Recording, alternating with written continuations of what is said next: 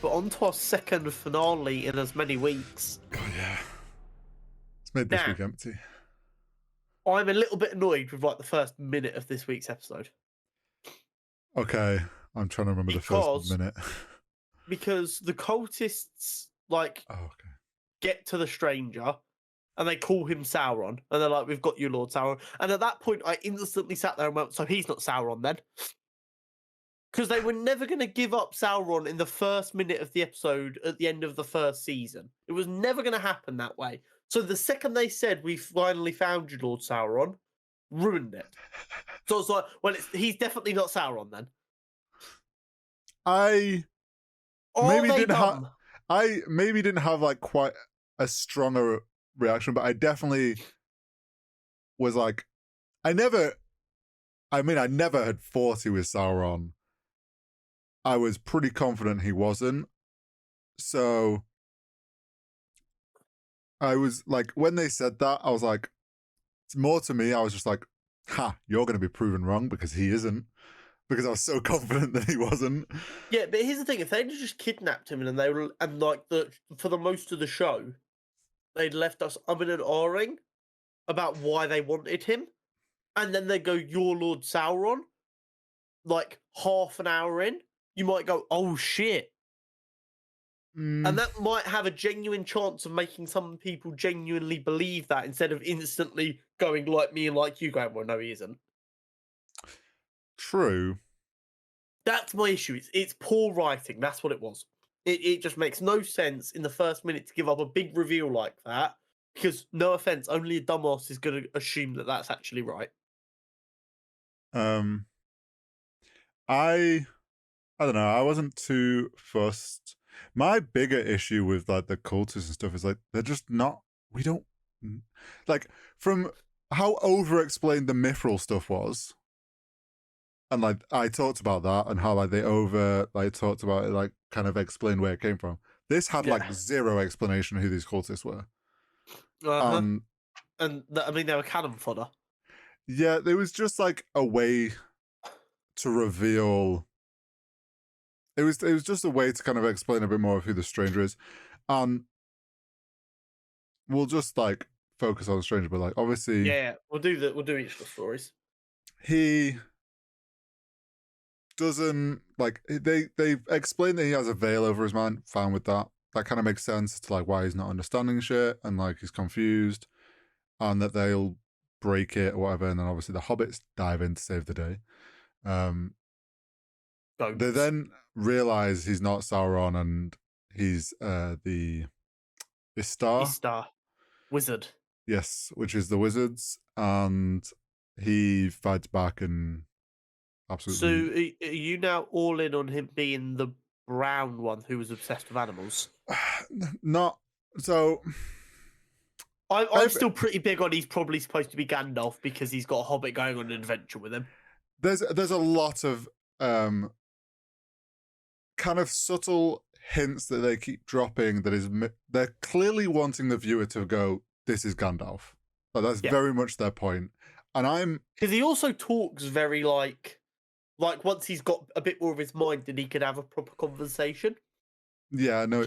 He talks very English. Yeah, the people have said that. There's the thing he says to the cultists is something like "go back to the shadows," which we were like trying to link back to how he tells the Balrog to go back to the shadows.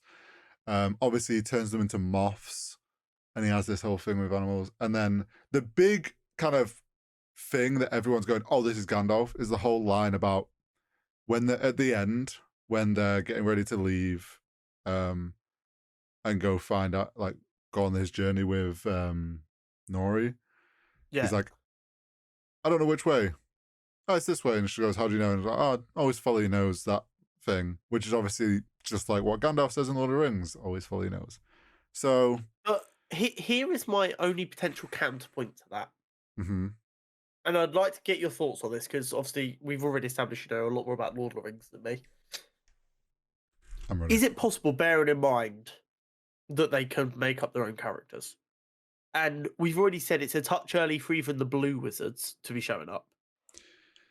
Is it possible this could be a character that doesn't actually exist in the books, a wizard who appeared before all of the other wizards and was actually like the grandfather of wizards, and each subsequent wizard got a little bit of him. And that's why you see things that make you think he's potentially different wizards. I think if they did that, they really would piss people off, because the wizards are a pretty like important. Like, they were sent because of Sauron and the Rising Evil. So they were sent for like a pretty solid reason. And I think if you start fucking with that and making up like a new wizard, it kind of fucks with things.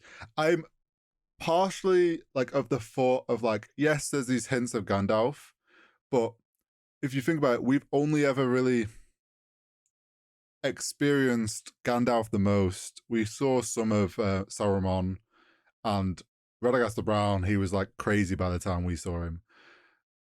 It isn't far off that like that's just kind of general characteristics of how the wizards are going to be. This very much could be Saruman super early on, because he was good at the beginning. The timeline stuff, because they're condensing everything, you're not like, putting too much stake in it being too early. No, I'm not too fussed if it's too early, like if it's earlier than it is told in the books. Something on the timeline stuff, which I saw recently, was there is a note in the back of the Silmarillion books from Tolkien, and it's something along the lines of, these are the stories of the Second Age, but they can be retold in a shorter form. Basically going like, these are not set in stone. These are not to the word like how they should be. They can be told in a longer format. Like, these stories can be told in many different ways. So basically goes, Amazon's not wrong in a way for doing it how they want to do it. They can. Fair enough. So my opinion is, I don't think he's a blue wizard, because the blue wizards, there was two of them and they arrived together. I'd be surprised.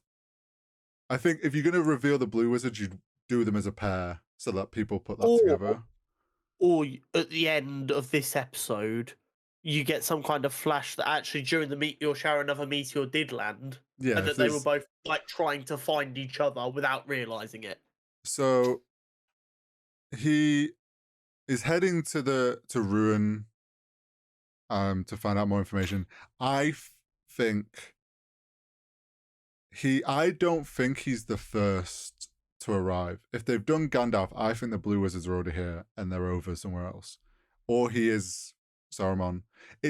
I'm like 95% leaning towards Gandalf because of the way they're hinting things, but I'm also ready for it to not be Gandalf. And they're like, haha, actually, it's one of the blue wizards. Should we be concerned that potentially they don't know who it is yet? No, I think they know who it is. They 100% know who it is. They just don't want to say. And if I'm Amazon, do you think the actor knows who he is? Yes. Or do you reckon they're giving him little bits of like everyone to throw him off? I think the actor knows. Because that's what I'd be doing. I'd get him to like watch and read about all of the wizards and like do a take of each scene as making him think he's each of the wizards, and then throw them in together and see what you get. I think the actor knows. Only the actor and the director and the like head writer or something. And it's like, the actor knows because he needs to know who he's becoming. But he'll be the only person like out of all the actors that knows, so that if it leaks, they know it's from him. Makes sense. From a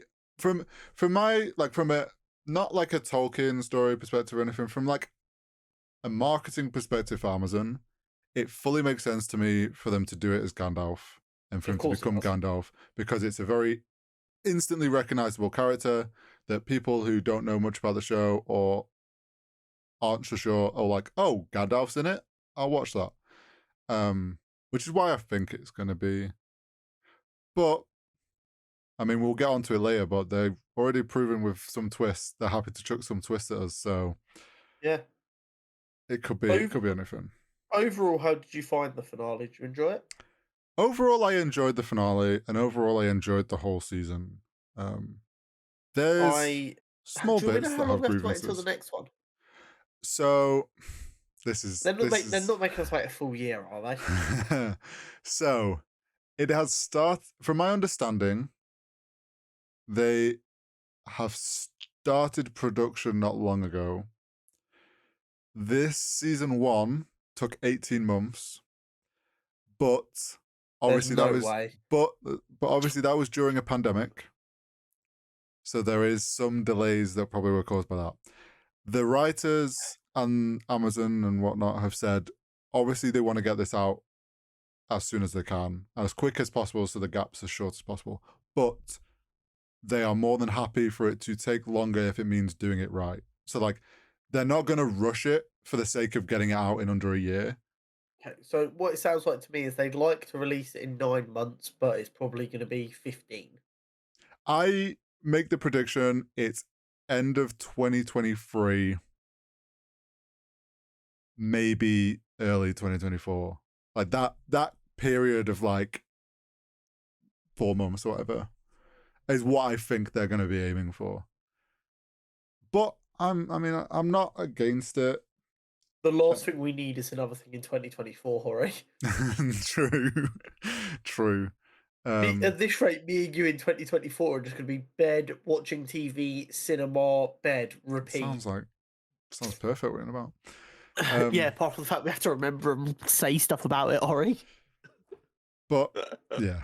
So I mean that's the stranger kind of story. There's obviously Nori and the hobbits saved them. We got to see some shape-shifting, which I thought was very cool, how they did the whole shape-shifting stuff. Yeah. The whole Hobbit going on an adventure, I liked it. I don't mind it. It feels a bit too on the nose.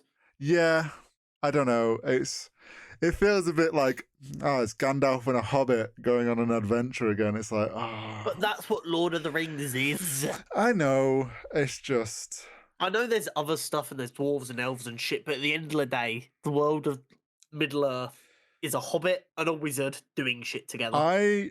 Yeah. I mean, I'm gonna be okay with it if this is how they then set up the Shire. Is Gandalf and Nori have to go find where everyone is, and they find that they've settled somewhere.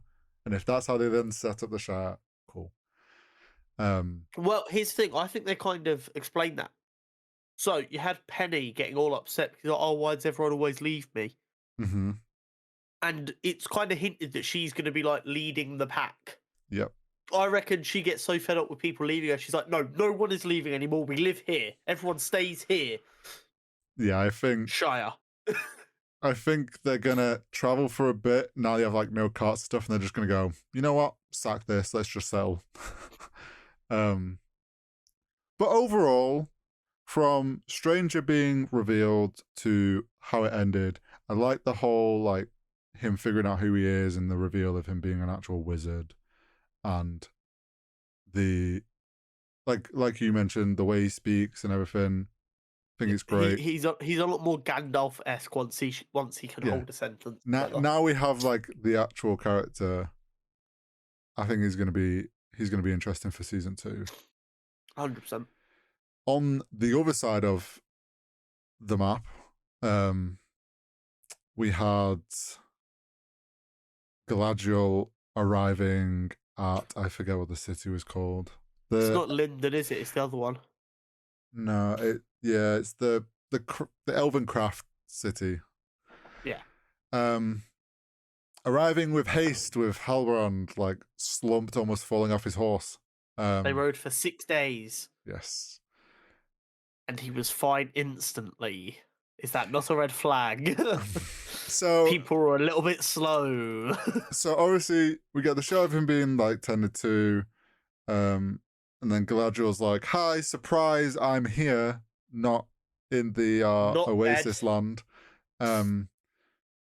Which Elrond's like, "What the fuck?" So they have their little like. Elrond's like, "I should have trusted you," blah blah blah. And then we cut to Celebrimbor in his workshop, of which, as you say, suddenly there's a Halbrand walking around. And I'm just like, even I was like, really? You're up that quick? I'm Well, like, I know elven medicine's good, but... But even like Celebrimbor mentioned, he's like, should you not be resting? And he's like, no, I'm fine. I'm just like, okay. Yeah, I'm like... We already know the stranger isn't Sauron because of, like, you know, common sense. Hello? Character that we don't know about fully yet, who's been a bit weird, done suspicious shit, is just fine. Hello? So, at this point, I'm so convinced he's not Sauron because of all the things we talked about over the weeks. Semi-overlook it. Well, yeah, I hadn't like gone. Hang on, this. I was like, this is weird. I know. To me, this was more like, this is just bad storytelling. Like, honestly, I think had at the very beginning of the episode they not called the wizard Sauron and made me instantly go, well, he's not Sauron. Then I might have overlooked it. I might have overlooked Halbrand as just bad writing, but because of that, I looked at him, I was like, well, he's got something to do with Sauron then. He might not be Sauron, but he's a fucking acolyte or something. So then we get him talking to Celebrimbor, and he like talks about techniques on mixing the metals and stuff. To which we then cut to Celebrimbor's talking about doing a crown for the High King. High King. And they're talking about, and then he says, "This is where it clicked that something's wrong." Was when Celebrimbor was like, I want to create something not of the body but over the body or whatever." Which is the same line that Adar mentions Sauron was trying to do. And I was like, hold up. So then at this point, I'm like, Celebrimbor, are you the sus person here? That darkness is getting a bit strong, buddy. I'm like, who the fuck is influencing you? Yeah. Well, Halbrand, his influence has got stronger because he's closer to him. So we get all that, and then obviously Galadriel's starting to not. After that line, even Galadriel's not trusting what's going on, and she looks into his lineage. Which someone should have done a lot fucking sooner, I might add. Yeah. Everyone really just took his word for it. Yeah, she was so happy to just rock up to the Southlands and go like, here is your king, and then fuck off. Yeah. If Mordor hadn't erupted, she'd have just left. Well, it also means Halbrand definitely had something to do with the key not being properly recovered or checked on. Yeah. There's obviously there's a lot of trickery been at play. So we obviously then get Galadriel finds out and confronts him, and we get the reveal of who Halbrand was, which I obviously, like, all these little things have been building up, and it's like it's clicking that, oh shit, it's Halbrand's not who he actually says he is. And then he, like, the way it's revealed where he's like, I was born before light and all that from the start of time. I've had many names.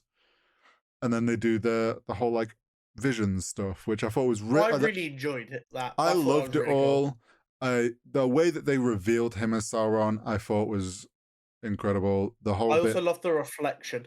Yeah, so when they switched to the raft and he's telling her to be his queen, which we kind of got a glimpse. If you remember in Lord of the Rings, do you remember when she like looks at the ring that Frodo has and she goes into like evil witch mode? Yes. Everyone's like, well, that's what she would have become if she'd been his queen. Like the power that he was offering her would have turned her into that.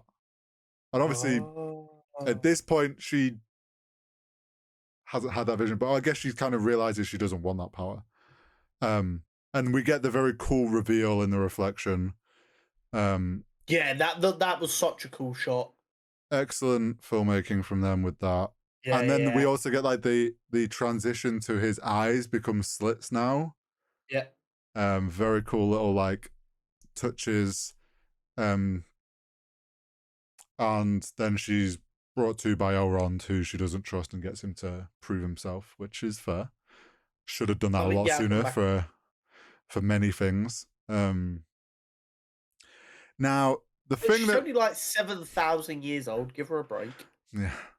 So she rushes back and says, "No, we shouldn't make 2 crowns.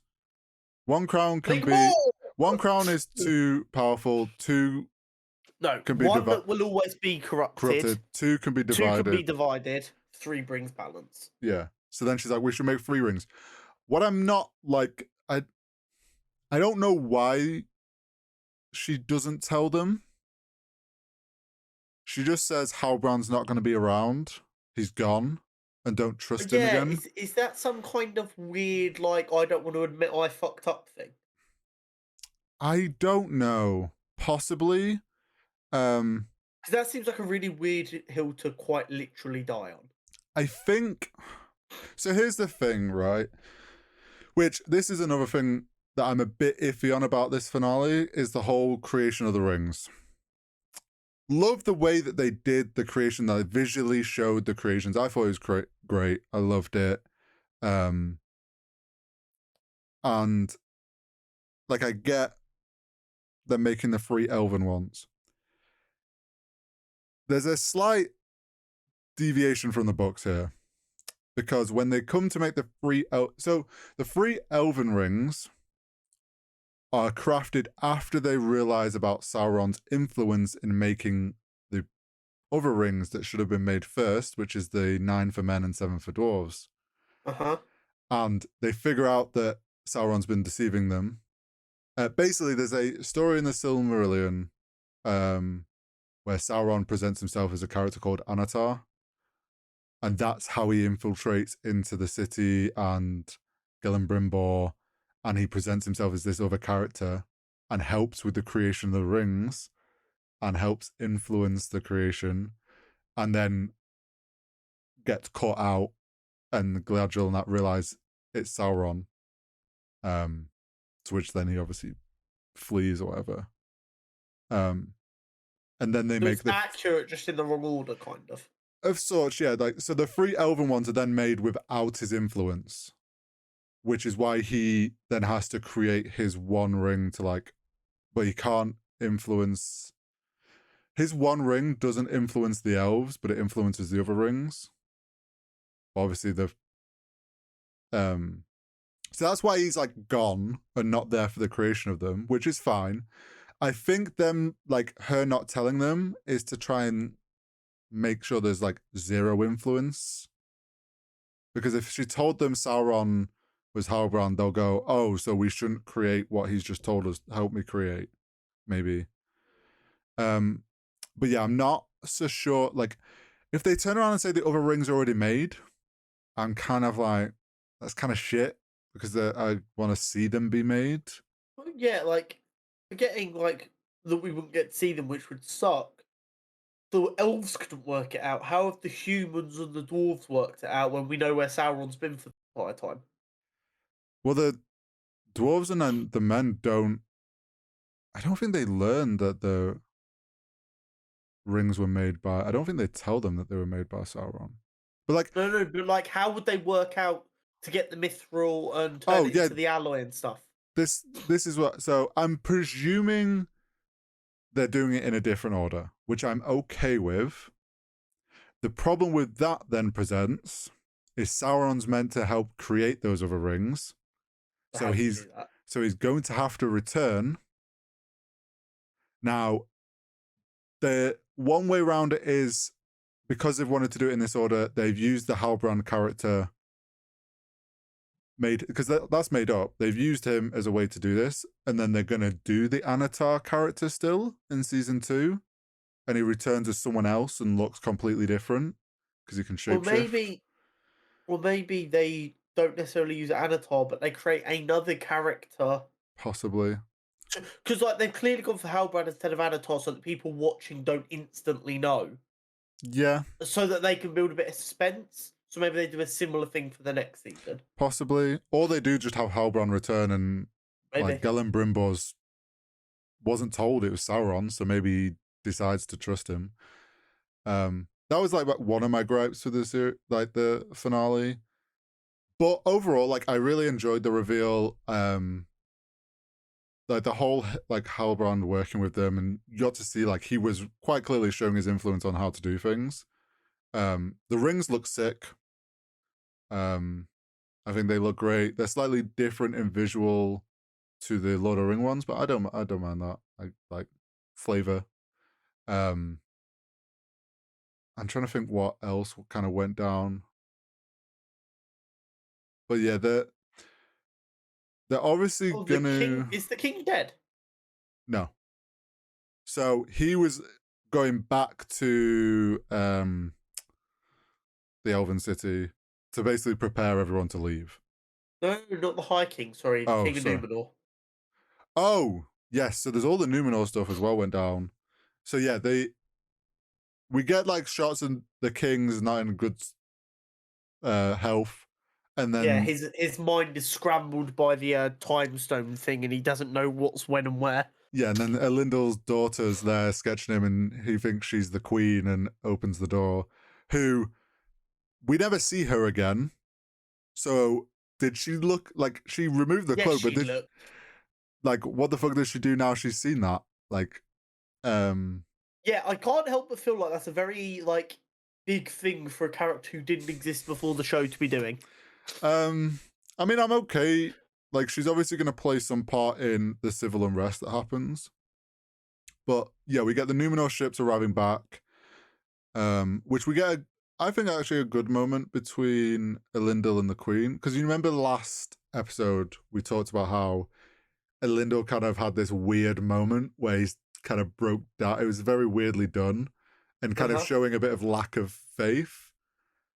They've completely like kind of in a very good way, I think, reaffirmed like him and the Queen like really said, okay, we are fully faithful in time. The worst times is when it's like the strongest time to be faithful. Yeah. And kind of relocking his character that he is a faithful character like he's meant to be. So obviously that's going to lead to like him returning to Middle Earth. And then yeah, that we arrive in Numenor and there's black flags everywhere marking the death of the king.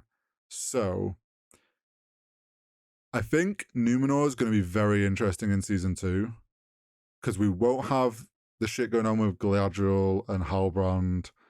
We'll actually get the Numenorian stuff like properly. I think we're going to see this whole civil unrest between the Queen and I forget his name, the other craft guy. Pharazôn? Yeah. There's obviously going to be the whole kind of splitting of Numenor's peoples on who's faithful and who's not. So that's going to be super interesting. I'm looking forward to that in season 2. What surprised me was we didn't get confirmation that Elendil's son is alive. Yes. Just he has to be alive.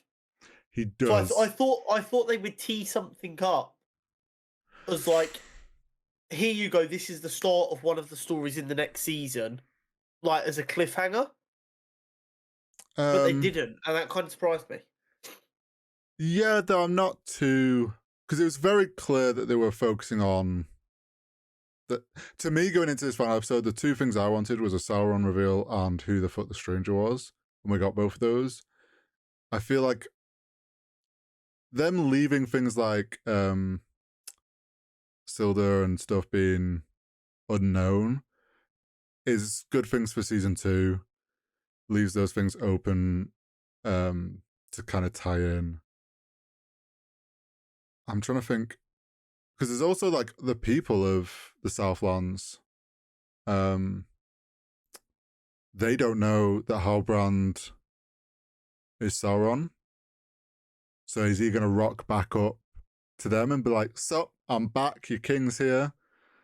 He could forge the rings himself and no one would question him. Well, he potentially is going to Mount Doom to go. That's where he forges the One Ring on his own. But he, Celebrimbor has, or at least going by the books, Celebrimbor is the one who crafts all the rings.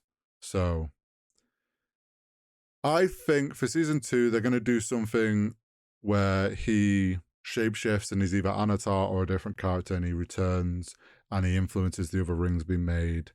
And the way that they get more mithril is they offer these the 7 rings to the Dwarven Lords, and it's like you can have these rings of power in exchange for the mithril.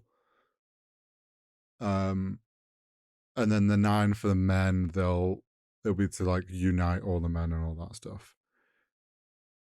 I something that is a nice like look back detail is if you think back to when Halbrand, they capture Adar and he says, "Do you remember me?" To us, we were all like, "Oh, what's he done to his family or something? Like, who's he killed?" No, he's talking about, "Do you remember the fact that you just killed me and I'm back, but you don't know that I'm back because I'm in a different form?" Yeah, Adar was telling the truth. He did kill Sauron. Yeah, he's back in a different form. And at the moment when Adar is in the barn and Halbrand's leaving, he's like, "Who are you?" And there's like that pause. Like, I wonder if he's like getting some weird like sense off him of like he's more powerful than he's letting on or something. Oh, that's a good spot. Can you explain to me why the different races get different numbers of rings? So the 3 elves, the people that get the rings is Galadriel, the High King, and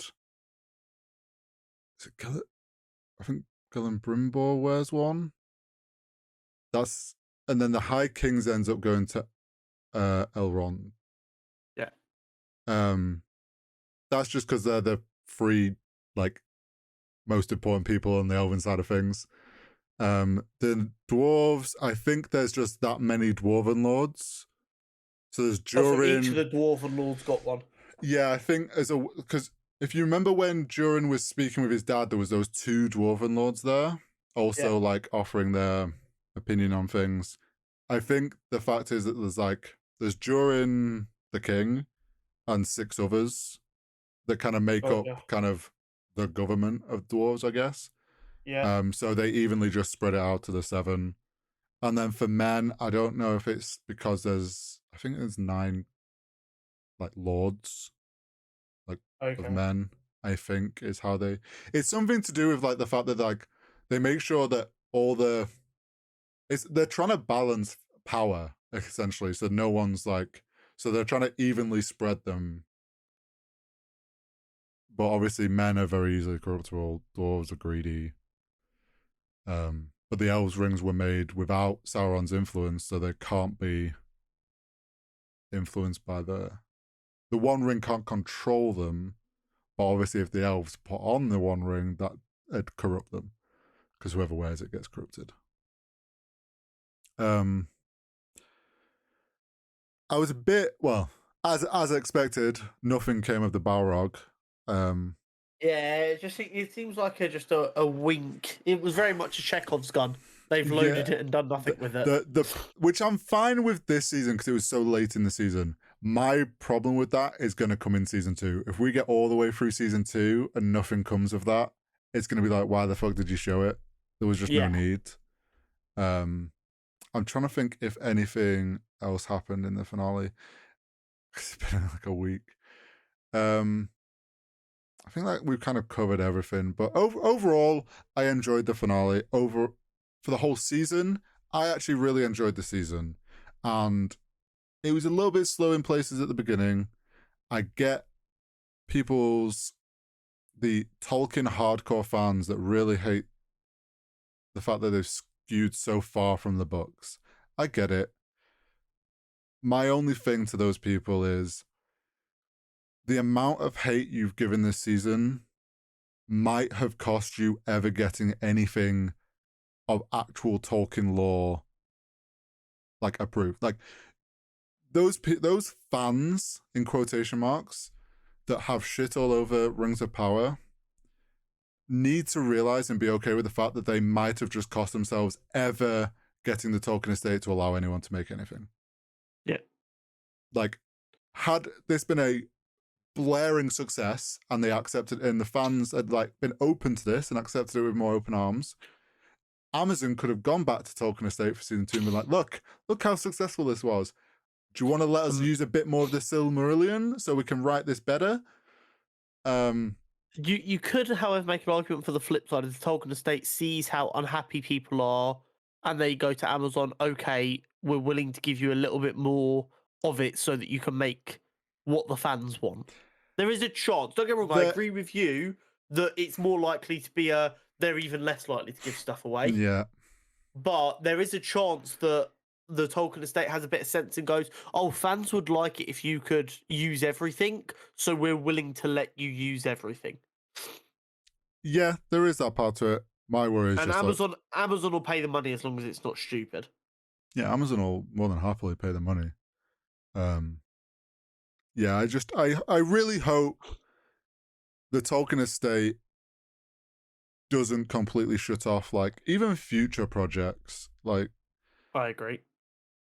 Because overall this has been a very enjoyable season and new venture into the Tolkien world. Visually and like from a cinematography point of view, absolutely stunning across the board this season. Like they've done some incredible like VFX and just some of the shots, especially the landscape shots and stuff that they've done, like beautiful. So I'm looking forward to more. Me too. I've greatly enjoyed it. And it's been nice having a show that I know very little about and I can just be a bit done with and go, ooh, this is fun. I've enjoyed riling up the haters, so.